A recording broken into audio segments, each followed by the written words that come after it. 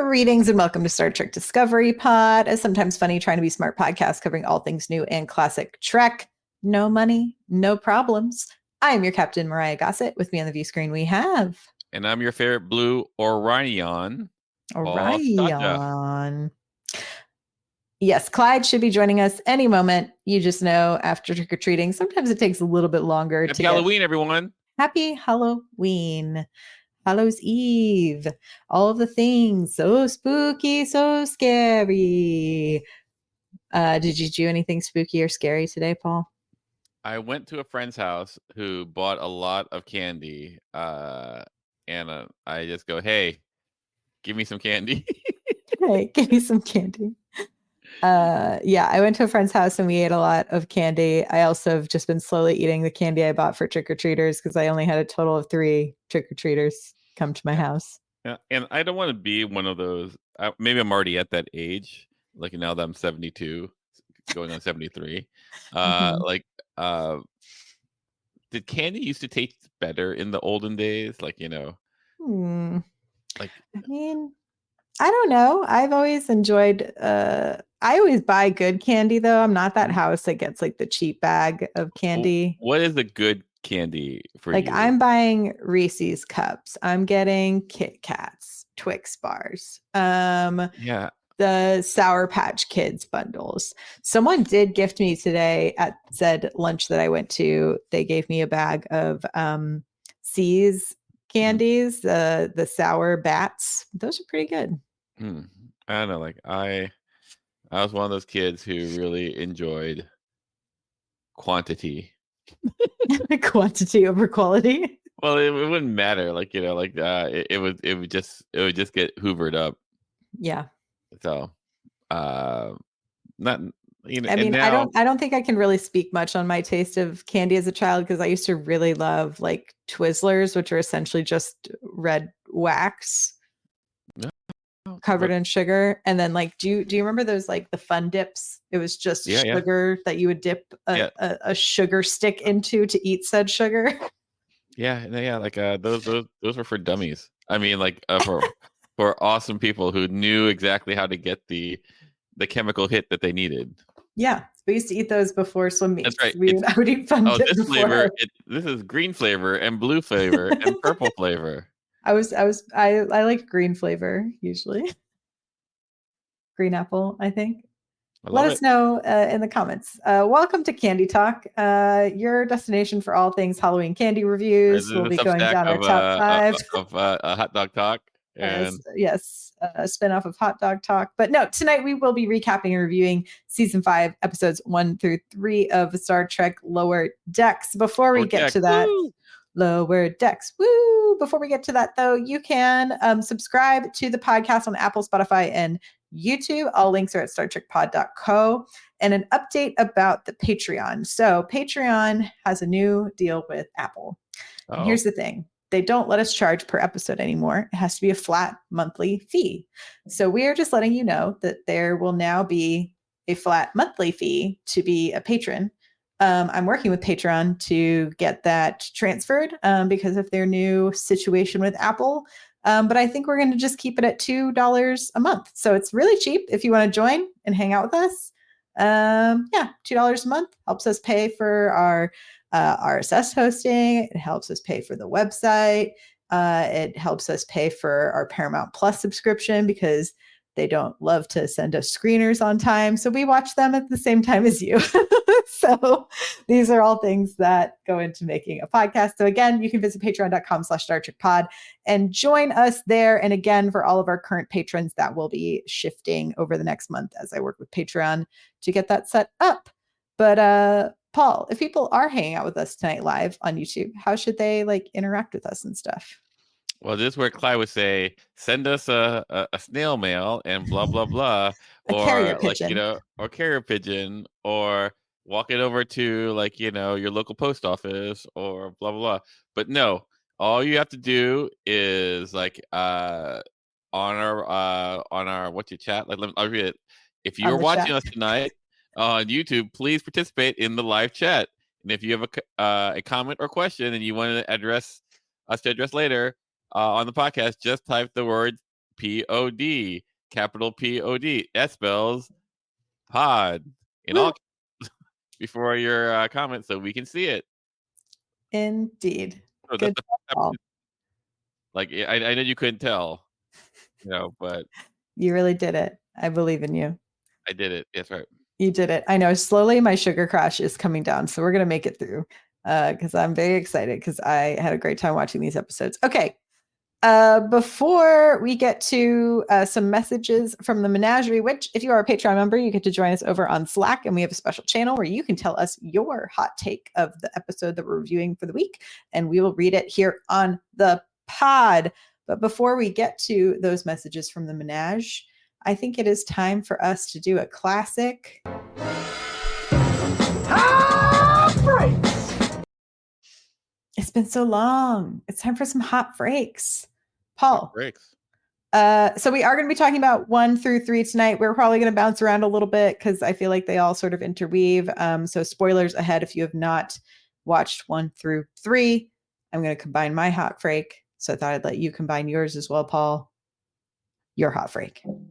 I thought it was a good start, a very good start. I like the first episode the best probably, but I like because it set up like what's going to happen this this semester, semester, very clearly, and it tracks visually throughout the first 3 episodes, and I thought that was pretty hilarious. Yeah. I was happy that we spent a lot of time with Tendi, but you knew that she had to get back. She gets back to the the Cerritos. So, but I thought it was good. That's good. That's good. So far, so good. Yeah, I think like most Lower Deck season, it's starting out really strong. That premiere was really great, and then I think the other 2 episodes were strong in their different ways. I liked that 3. I thought was a little bit more comedy focused, and I like that because this is a final season. They seem to be trying to make sure we're wrapping up some storylines. So I'm glad we got like the Jennifer situation wrapped up. I feel like T'Lyn is really folding in well. I have some fun things I want to talk about in that episode with T'Lyn in episode 2. But should be like Mariah's arm is her Borg implant. She's I am slowly becoming the Rutherford. So do not worry. I just have carpal tunnel. I work on a computer too much. Seemingly, they're TBD. It's either tennis elbow or carpal tunnel. They don't know yet, but I am fine.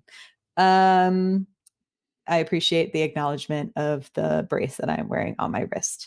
Yeah. All right. Let's get into some messages from the menagerie while we're waiting for Clyde to make his appearance. Okay. We have from Ms. They say, Lower Decks on episode 2. So much love about the show. Favorite parts were the end of capitalism. So many jokes, bangers everywhere. And I appreciate our crew continuing to grow up and grow into leadership roles. One tiny criticism is that I wish we'd seen Rutherford and T'Lyn actually bond. I wish we'd seen Rutherford be okay with having friends who aren't Tendi, just my hot freak. We can talk about that. I think that's a good thing to bring up and discuss. Karen says, just a couple of favorite things, some really great eps 1 and 2. I love T'Lyn trying to help Rutherford, and then she added her own little drawing to the shuttle to the gang. I love the relationship they developed between Devana and Erica. It's such a great sister vibe. Every line, great line. Everybody up, Starfleet. Here finally has a plan. The house robots with weapons strapped on are so funny. And in addition to Boing Me Up, we now have Bointers. Do you want to read the next one? King says, Dos Cerritos is my favorite episode of the first 3. Me too. He didn't say that. I said, I couldn't stop laughing at Captain Assistant Naomi Wildman beating out Boimler for 30 under 30 Starfleet Starfleet. Oh, what's happening? Oh, sugar coma. Sugar stroke. Oh, shoot. Candy stroke. I'm curious how the storyline will play out from Boimler getting a hold of the parallel Boimler's pad. I'm glad they quickly wrapped up the Tendi off the ship storyline. Boom. Agreed. Boom. Whoa. Clyde has beamed in. Clyde. What's up, Clyde? Clyde has finally beamed down. I'm here. Copyright. Feel like it's been forever. It has been a hot minute. We were just reading some messages from the Menage, so that's a perfect time for you to give us your hot take of these first 3 episodes, Clyde. You know, I enjoyed them. I'm specifically glad that Tendi's back on the ship. Though it was very cool seeing Orions do Orion stuff. But yeah, no, this is I'm immediately watching the first 3 and thinking, I can't believe this is the final season. It's not fair. Yeah. Agreed. I'm excited, but I think they're doing a good job. It feels like they knew it was a final season, which I think is nice for creators to know when they go into making something. Yeah. What a concept. Okay, let's start with episode 1, Dos Cerritos, which was directed by Megan Lloyd, written by Aaron Burdett. Very exciting. We encounter our parallel universe, which I thought was such a fun, like almost our Mirrorverse episode in a way, but not evil-ish, but evil-ish. I wonder if they could have made a different pun with Dos Cerritos, like like Dos Equis, like Dos Ritos. Dos Ritos. Now I just want a t-shirt though that says Dos Ritos. That would be pretty hilarious. What did you think of Becky Freeman v. Beckett Mariner? You know, it's like if you ever wanted to know what would Mariner be like as a straight-laced, almost Lorca-esque character. Very Lorca-esque. Very Lorca-esque. And I didn't care for it. Like, I like our shoot from the hip rebel Mariner much better. So it's kind of like, if you want to know what would happen if Mariner was true by the book Starfleet, it would suck. Wow. Yeah. Sounds like you don't support women, Clyde. Is that true? Oh my goodness. It just seems like, like here is this woman trying to make it in her parallel world. And then all of a sudden she goes like, oh, you know what? They're not I don't like them. I don't like them. I don't know. I fully support the other woman. I just don't like. You're asking me to choose between 2 women. I like one more than I like the other. Yeah, I do like Kin's point of like, why would anyone in a parallel universe think they're not the Prime universe? That was fun. A great note. They were like, we're the Prime. I was like, that is true. Yeah, why wouldn't you think you're the Prime? I actually think I really like the episode. It's my favorite episode of the 3. Mm-hmm. I think for all of it, I think the Becky character is probably the one where I go like, I feel like this is more than 0.465% off. I feel like this is like everyone else. Like you go like, oh, if I. But just it like an overcorrection? Yeah, like it just feels like everyone else was just a little bit different. Like you see Bill Upton, you go like, oh, yeah, he had sex and he had to be the king. Boimler just did these few little things that led a different path. You could see like Rutherford taking things too far. Like a lot of things could happen, but like, is there a point where you see our Mariner like rule with fear? Is that right. Something like that seems a little off.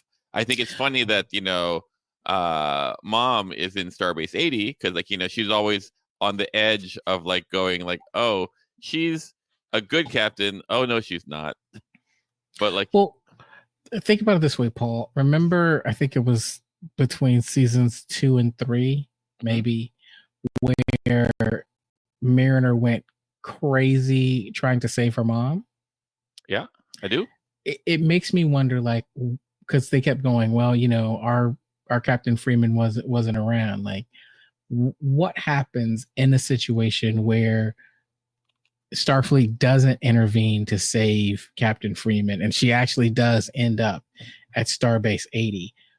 Like, what would that do to Mariner? Like that one thing? Maybe that's what we're seeing in Becky Freeman. Maybe like, it just seems like it is not a far parallel dimension to take the lovable person who I am that you guys love to be even more of a dick. Like, you know, like I think that's really, but it would be really hard for it to be 0.465 and have Clyde be, you know, tyrannical Clyde. I think that's a bigger for you know, for me, like, you know, Wow. I'm not saying it can't be done. I'm just saying, like, I think it's more than less than 0.5%. I do think at any given moment, I'm like 0.475% away from being tyrannical Clyde on any given day, especially in LA traffic. Great. Now I know. That's the trigger point. It's the LA traffic, yeah.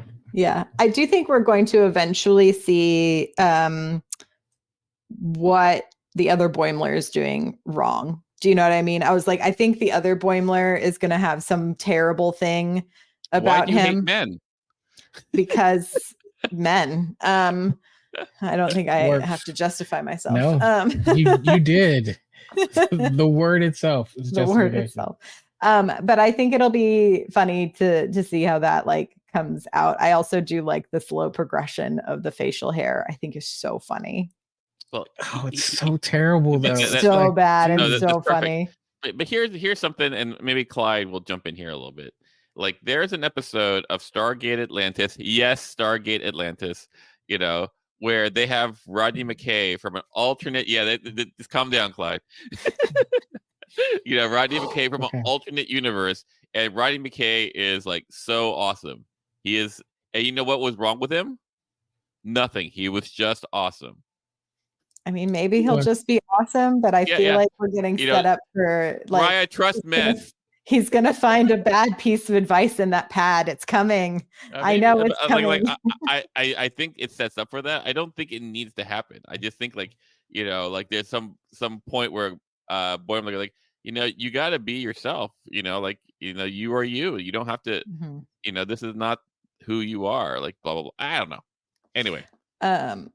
Going over to the Tendi storyline, I really like how much Orion lore we're getting. I also think it's hilarious that they brought back the blue Orions. Yeah. From the animated series. I was going to say, did you catch all of the Easter eggs that are in the credits? That have been added to the credits? Oh yes, like the hand, and then, like, you know, the V'ger and the Tholian web. Like, it's a. I also don't know if you caught, but so the titles, when it says Lower Decks, now has the splash of blue behind it to match the 5th season of Next Gen. Oh, I love it. I did not notice that. Oh. No, I think I got distracted when I was watching our preview streamers and it had your name across the intro. You haven't seen that, Mariah? Oh. What? On our streamers for privacy stuff, it's just Mariah. I actually rewinded twice, like, what just happened here? Yeah, it's so that you don't pirate it, or if you do pirate it, they know who to blame. I know, but it was so I felt like I was watching it with you, so it was kind of nice. Nice. No, I didn't pick up on all the Easter eggs, but you know, to your point, I did like a lot of the Orion lore, right? I think that's one thing I really do appreciate about Lower Decks is that you have this race in the Orions that we know so little about. And Lower Decks has said, hey, we're going to expand this and we're going to let you know much more. And like family setups. And then they're like, oh, this was a medical ship. And they're like, we didn't have medical ships. And they're like, but we did. We used to have this technology because of like this plague and like all of these things. And I was like, oh, it's so cool. I was like, this makes me want even more for there to be that weird Klingon Game of Thrones style show where maybe the Orions also you know what I mean? I need some family drama. Or an Orion Game of Thrones show would also be incredible, even just based on what they've put together. It's definitely an HBO show and not a Paramount Plus show based on what we know about Orions. Yeah, and it would be dope. It'd be hot. Speaking of which, in Shades of Green, I don't know if y'all caught, so moving into Shades of Green, which was directed by Bob Suarez and written by Keith Fuglesong, that crazy bird that's in like the head ladies, like the Bat Vulture. The Bat Vulture, that screech is Mike McMahon. Love it. And apparently it was just like a scratch track from when they were putting stuff together, and then they just like left it in. Love it. I'm with Choopy, who says I could seriously watch just Mistress of the Winter Soldier. I could watch all of it. I would. I'd be in. I'm for it. Yep. But yes, we have the Pirate Queen, who's essentially like, you must have a Fast and the Furious style race through space with sails, just like in Prodigy. But I enjoyed it. But it worked for me. Like it did. I thought it was fun. I thought that episode, that particular part, was like, I felt like it did Tendi a disservice. The way she was overprotective of her sister. Yeah, like it wasn't as grounded as I would like. Like they're, and I know that sounds really weird to talk about an animated comedy and go, well, you know, my favorite character isn't as grounded. You know, like calm down, Paul. Yes, calm down. But I agree, because she is a medical science officer, and it's like I feel like it was. I mean, to me, it actually told me a lot about how Tendi sees her sister emotionally, and how she is so like attached to their relationship, and that it has been strained in the past, and it probably put some stress upon how she was reacting in that situation. Because I'm like, Tendi, you're a medical officer. You know what like can and cannot be done. Like pregnant people can do almost all things for the most part, right? Like I'm not as familiar with Orion pregnancy, so not as you're really being, you know, this is not, you're not listening. I'm not listening. But I appreciated the way Erica like really responded to that and was just like, I can make my own decisions. And I'm like, hell yeah, you can. Hell yeah, you can make all your own decisions. And I think she, Erica was kind of like, look, like I'm doing this for you. Like you don't even see the whole picture here. Right. Like you don't see that I'm trying to make you happy so you can go do these things, you know. But yeah, and then I thought it was fun. We have like Boimler and Mariner on this post-scarcity planet, and then they accidentally lose their ensigns, and it's such a like I just thought it was like a fun growing pain of like learning to be a leader, and you're just like, oh no, what have I done? I gave them too much space, and now they've been kidnapped, and now we must find them, and oh no, they're dead. But then it was like, oh, but they actually listened to what you had to say, and they were okay all along. Yeah, the post-scarcity planet was I thought it was hilarious. I mean, the jokes are great. The jokes are great, and that goes back to core Starfleet, that we've become more than this, right? Like we're not, especially, you know, when I have to put gas in my car in LA and I'm dreaming of a post-scarcity planet, right? You're not going to be like the Bezos type characters that were on this planet who are like, no, let us have money. I mean, no, I mean, if like, give me a replicator and I'm good. Yeah, I liked when they were like, I must commandeer your you know, jet rocket thing, and they're like, that's okay, I'll go replicate a new one. Man, I was like, if only, right? Like it literally made me think for a moment. Like if you think about Star Trek tech, right? And you go, oh, what Star Trek tech could you have? Most people, the first thing they say is a transporter, right? I'm thinking, but if you had to choose between a transporter or a replicator, is the replicator the better option? I mean, probably in like the long run, but a transporter sounds so much more fun. So cool. See, I think that without an appropriate power source, neither of them will do you very good. It's true. We've got to start finding dilithium, guys. Yeah. What are we doing? But I always ask this of people. I go, and I do ask this question often. I might have asked it on the podcast before, so for those who have heard, I apologize. I ask people, what would you rather have? The ability to teleport or infinite money? Infinite money. Yeah. Because not everyone says that. In fact, most people don't say that. Most people say teleport because then I can teleport in the bank and take money. And that's where you fall into a Paul verbal trap.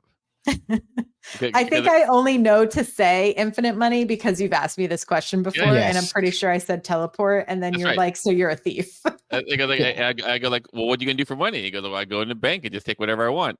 And I go, oh, so like when you have power, you will just, the laws of men don't apply to you. And then they go, no, backtrack. I've shown too much. And I'm like, okay, well. But it speaks to your post scarcity thing. Yeah. Like, like it comes down like infinite money, like, is it can be it could be a disruptive thing, I suppose, if you use it poorly. Right. But the idea in this case is that everyone has infinite money. Yep, that's right. Like that's a nice idea. Like as I get older though, I go, I don't know if that would help. Like, imagine everyone got everything material they needed. Then what? People walking around with a lot of baggage. And then I think we'd actually have literally. I think then there would be like a renaissance of art at that point. Because I don't know. I feel like people like would rather die in some cases than change. I have this.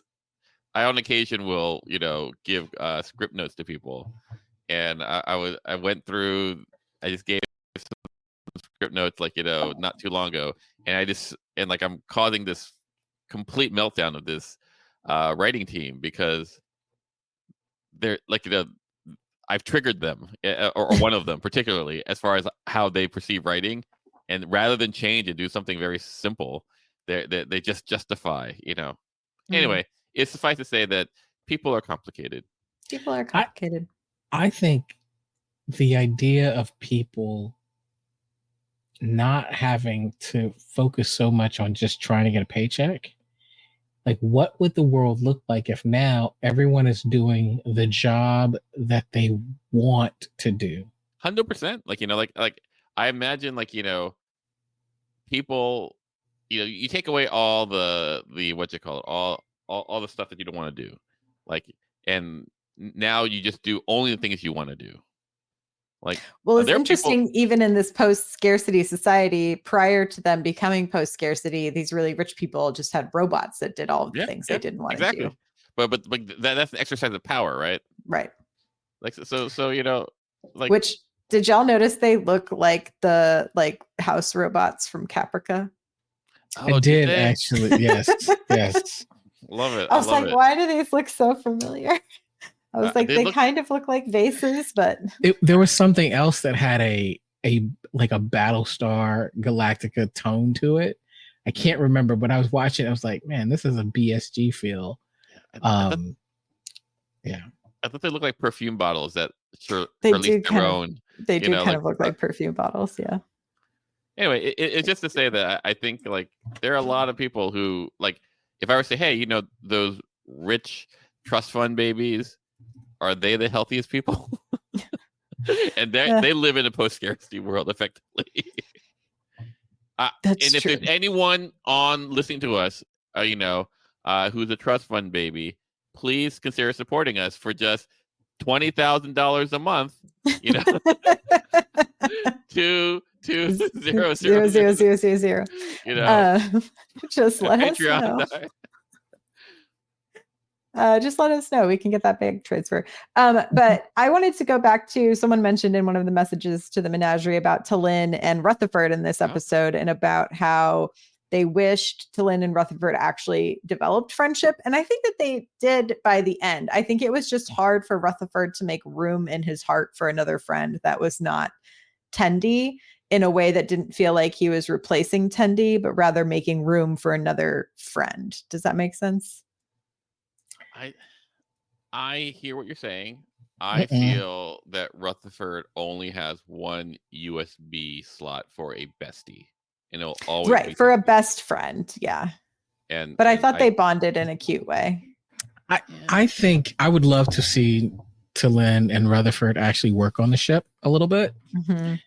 I was hoping that we see that, but I think it's even. I don't even know that I think that he only has room for one friend. I think not for one bestie. He has one bestie. Like, I think more than that, Rutherford needs to deal with the fact that this feelings that he has is not best friend feelings, right? Like these two, she like even when Tendi came back, she came and jumped on. I got a lot of homies. I ain't got any that are gonna jump on me like that. I'm just saying. I think if he, I'm so sad for you, Clyde. I know, it's easy to be sad for me, but I think if he would address the fact that his feelings for Tendi are more than just friendship, that he'd find that he has more rooms for closer friendships. Yeah, I like that. What you just said. I don't want them to end up together. I don't think they would make a good couple. I think because here's my thing. I think they are platonic romantic partners, which I will explain. I don't know if it's as like I will. So I don't know if it's as prevalent. So I will say I have a lot of friends within specifically my queer circle of friends. Like I would jump up on them, and that would be like a not weird thing for us to do to each other. And I have other friends who are like BFFs on that level.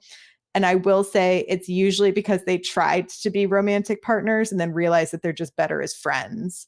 And then it's like, that's how their friendship is. But because they had that closeness at one point, it's just like easier. Like the physicality of their friendship is like those hugs. It is jumping on each other. It's cuddling. It's holding hands. It's like a very different set of like. Well, I guess if Tendi were Rutherford's like biological sibling, would you go like, oh, I hope they hook up. I hope they hook up. No. Or do you go like, no? No, that I don't even know where you went. Yeah, where are you going, Paul? I'm looking at Mariah and go, I think I'm doing friendship wrong. Well, I think there's a spectrum of friendship because they're like, I think it's about what everyone's like boundaries are like. There's plenty of friends I don't do that with, but like I have friends we would cuddle on the couch and watch a movie together. And it's because we know, I mean, it also helps that neither one of us are attracted to that other person's gender presentation, but it's like, what I mean? So there's that part of it as well. Like, I think like it's possible to have a best friend who is of the opposite sex and both of you are straight and go like, okay, and I can recognize that you are attractive, but we are not. Right. I was with you, Paul, until you said, I recognize that you're attractive. Well, like I think I have friends who are attractive. I have, and they are dear to me and I love them, blah, blah, blah. But in my brain, I'm married. I'm committed, and you just don't like, it'd be like going like, oh, this person is my sister and oh, she's hot, therefore I'm attracted to her. Or you don't do that, right? Or I don't think you do that. I don't do that. Nope. So it's like, can you have a loving, deep relationship with a person of the opposite sex? And we do it all the time in the straight community, like with our siblings, right? Don't we? Yes, with my siblings. Yes. So if Tendi and Rutherford were siblings, would they act the same way and they really liked each other? Would they act the same way on the show? That feels different though. Yes, yeah, I mean, I'll see. I'm interested to see which direction the writers take it in. I think either way, I feel like the romantic relationship is the predictable. I do think there is also something to like, neither one of these people might be interested in like romantic relationships in that way. Yeah. Like I look at them and I go like, oh, I don't think they look good together on paper because they are just too similar. I can't imagine them in a relationship. Whereas I met with West Jennifer and Mariner. I get it. Mm-hmm. It wasn't going to work out, but I go, oh, I see why they were together. And I can see why they would think that they could work. Okay. Anyway. So you're both on the record of saying you're hoping that they stay friends and not any more than that. I am. But like, did you ever watch 30 Rock? I'm kind of fine either way. Does it feel like a Jack and Lemon situation? Well, did you ever go like, oh, Liz needs to get together with Jack. Nope, never, right? They were great friends, like. Yeah, but that had a mentor-mentee kind of feel to it. So if they gotten together, I'd feel weird about that. They never struck me as peers, right, or equals. Okay, that's the different thing. Look, I'm a rom-com guy, so ultimately, like, I like a meet cute. Yeah, me too. And when I look at this, I go, well, where's the meet cute? It's not, Boimler and Mariner for me. It is clearly. Like, I see Tendi, and we say, for an animated character, Tendi's hot. You kind of want to see it. I'm in the Tenderford camp.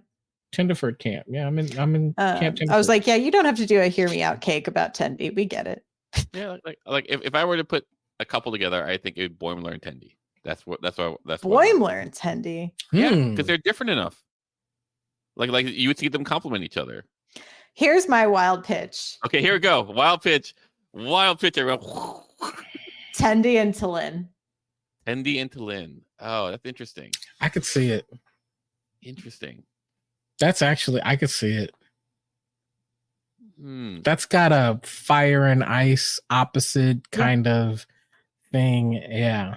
Yeah, like I don't know. I think Tendi would get onto Lynn's nerves, but in that like adorable way.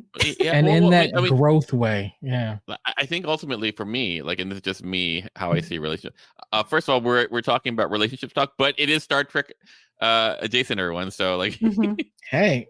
Just be happy to know when it's mentioned the word hot dog. Yeah. Oh, you missed Candy Chat at the top of that. The Substack of hot, but I feel like T'Lyn needs to adore someone to be in, and I don't think she adores anyone. I think she just finds everyone fascinating. Although she's really into what's his name, the guy who plays exactly. I think she and the Rock dude. Yeah, and I go like, oh, I could see that. I could see that when happening. He's like, oh, I appreciate your ways. I study Vulcan meditation. You talk about like Ponfar heat. That's like, oh, that's like. I'm all about people getting together. It's just like, when I'm looking at the matches, I'm going like, oh, like, oh, he plays the harmonic tubes or space tubes or whatever. Yeah. Like, anyway, that's neither here nor there. I did like The Best Exotic Nanite Hotel, also funny name, directed by Brandon Williams, written by Stephanie Amante Ritter, excuse me. That was like the funniest. Like, do y'all have that friend who's like too passive aggressive to ever break up with someone and is like, I'm just gonna stop talking to them forever? Like this the I have had friends, yeah, it was, I don't know. I found the whole storyline very funny. The like right before they go down, like, are you so excited, babe? Like, and I feel like we were all like, oh yeah, what happened? Did they ever break up? What happened in this relationship? And I thought that was such a funny way to like bring that back around. And then also like being the canary for Boimler as our B plot was also hilarious to watch Boimler mess up in all of the most endearing ways possible. I thought it was hilarious that you have this disgruntled admiral, because I was like, if you think about Star Trek is supposed to be a science federation, right? They're supposed to explore. And so, yeah, you have people who are going to have jobs that are really, really boring. And so having this captain is like, all I have to do is milk cows. Like, I'm really frustrated by that. Whales, right. Milk whales. I was like, oh my goodness. Yes, that is kind of hilarious. And yeah, he'd be like, I'm not going back. I could see it. So that tickled me. But yeah, I did like the repetition of all the mistakes that Boimler made, from being like, they view eating in front of each other more intimate than anything else. And then like, why are you holding on to my genitals? Why are your genitals on your back? Where else would they be? Yeah, that's hilarious. I enjoyed all the misadventures of Boimler on this episode, and then just Billups and Ransom being like, no, we brought you because we actually believe in you, you slippery little Weasley guy. And you're wiry. You always need a wiry guy. And then poor Jet, just losing hands left and right. Oh, man. I don't know. Never liked Jet. Not a huge fan of Jet. Like, so I'm good with it. I was like, oh, Jet. I wanted to pose the question. So I feel like between episode 1 and 3, I definitely think the the portal, the what are they called? The rifts, the temporal rifts, I think are going to be our main plot mystery of the season, is what it's feeling like, since we got the tiny little ship in this last episode. And so my fun pitch is Mariah fun pitch is, do you think we're gonna get a live action episode so that we can see everybody? Oh, I love it. Or maybe someone from the other shows coming into the animated. Yeah. Like, I hope so. I think that could be fun. The other thing that could happen is our crew gets tossed into one that lands them at the academy. Ooh. Oh, that'd be crazy. These are my wild pitches. Love it. What do y'all think? What are some fun theories you might have about our temporal rift plotline this season? I think, who would I want to see? Like, I think I would like to see Discovery on. Although it seems like just Michelle Yeoh popping up would be so fun. So that's where I was going. I was going with Michelle Yeoh. I'd love to see Emperor Giorgio. And then I was like, this is the one case where I'm going to say it. I'd be okay with the return of Lorca. This is the one case where this is how we get the return of Lorca. I love it. I love it. This Clyde is the one case, yes. There you go, Nicole. Nicole's gotten it. I saw it. It has its own peanut hamper. Good job, Nicole. I think would it be a nice peanut hamper or an evil peanut hamper? Wait. Is there an evil peanut hamper? I mean, I think pretty canonically, she's pretty evil. Yeah. Well, you guys really just see. Did you see the good Badgie was helping T'Lyn with the deconstruction of the shuttle? It freaked me out. I was like, "Whoa, Badgie! Like, what are you where doing are we going here? with this?" I actually didn't see that. I missed that. Yeah, it's really subtle. He's just there being like, "I've been helping." Yeah, he's.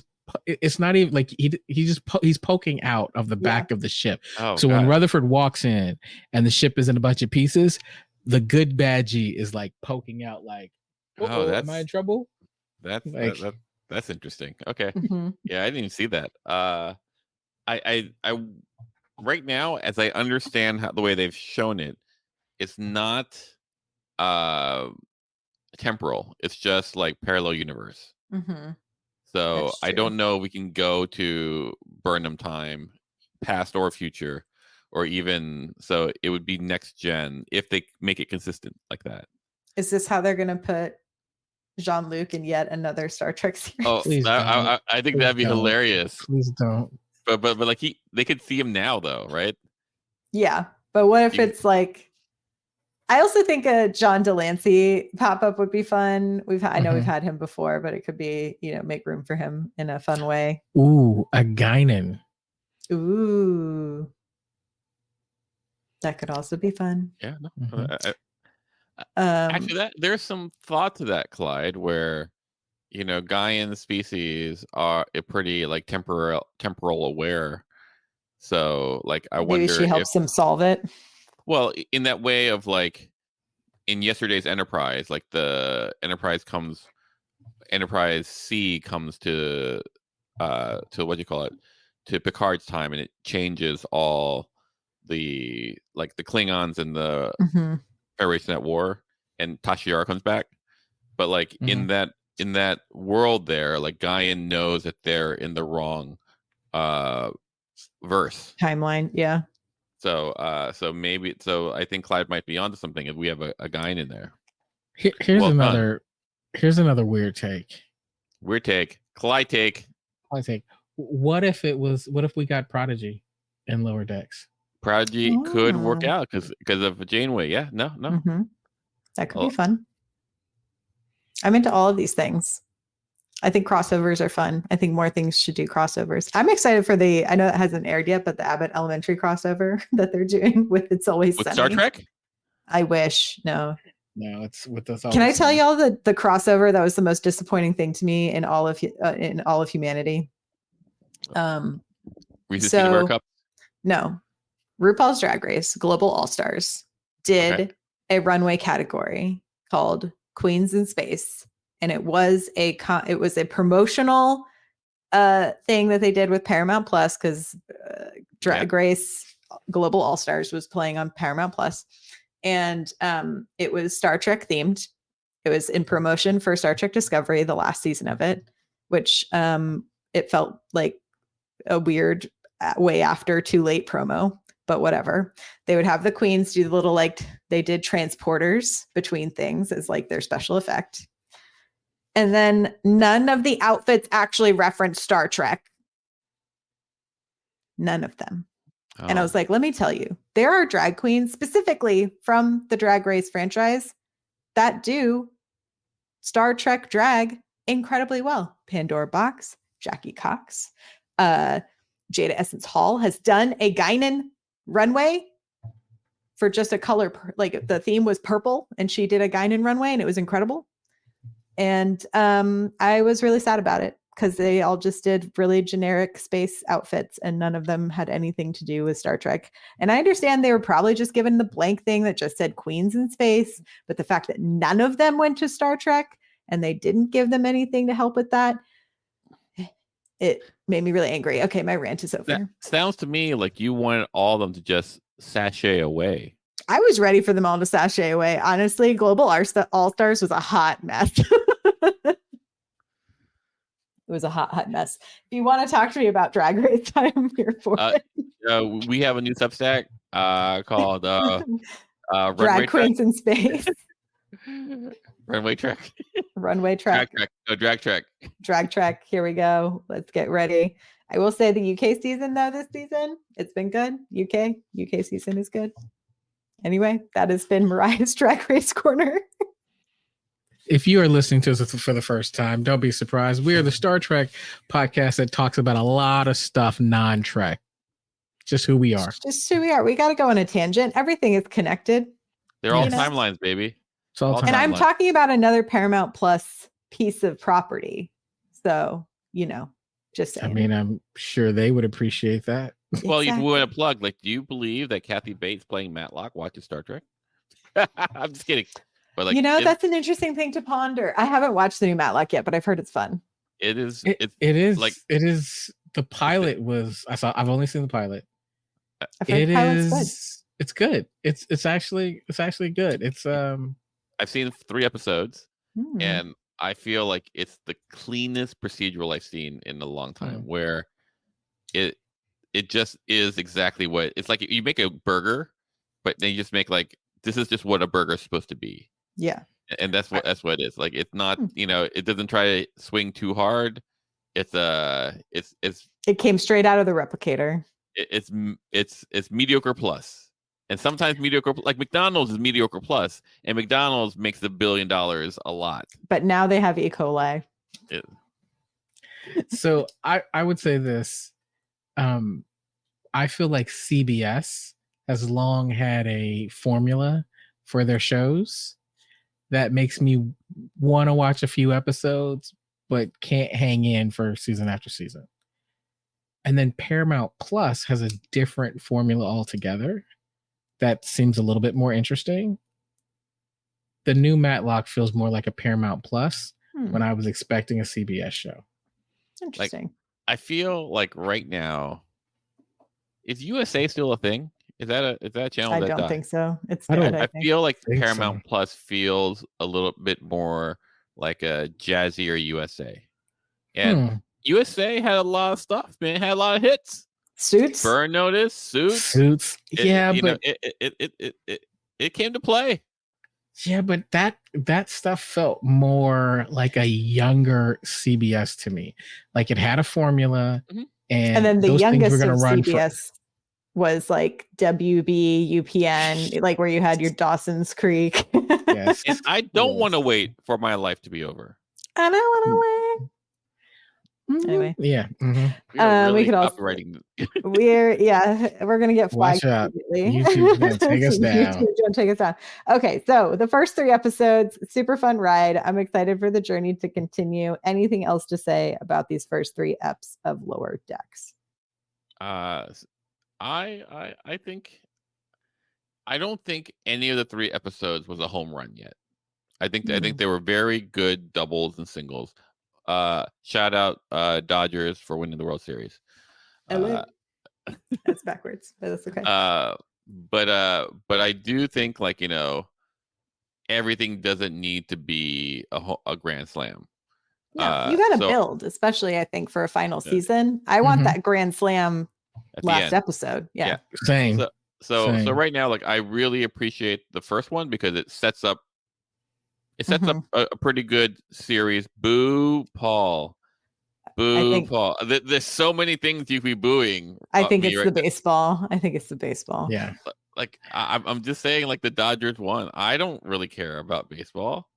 Like, in fact, every time I was at my friend's house today, and there are a lot of parents with Dodger paraphernalia walking their kids, and every time they'd ring the doorbell for candy, I'd yell, "Go Yankees!"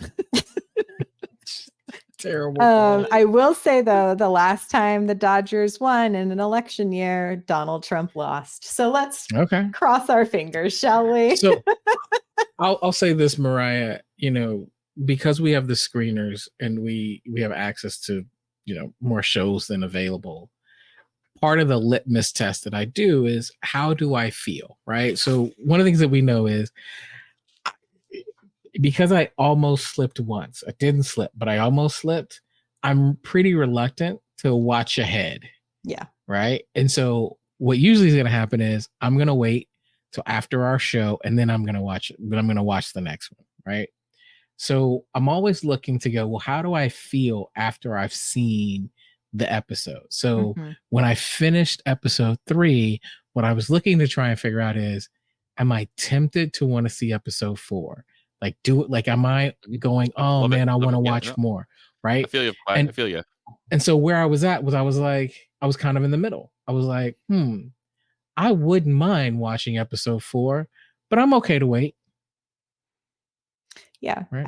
I could see that. I will say I'm pretty. There's a lot of good TV on right now. That's the other thing. There is. I was like, I got What We Do in the Shadows. I got Agatha All Along. I had to finish. So Agatha. There's a new Lincoln Lawyer out. The Old Man. I accidentally got caught up on Shrinking, which annoyed me when I realized that I got to wait another week for that. There's a bunch of stuff I'm watching now. Yeah, it's good. Well, that has been going down the Witch's Road, guys. That's our Witch's Road. That's it. Down we go. And we will be back next week to talk episode 4 of Lower Decks. Let us know what y'all think. And we'll see y'all next time. And remember, everyone, like, for just $20,000 a month, you too can support our Patreon. Until then, bye. Bye. Be safe.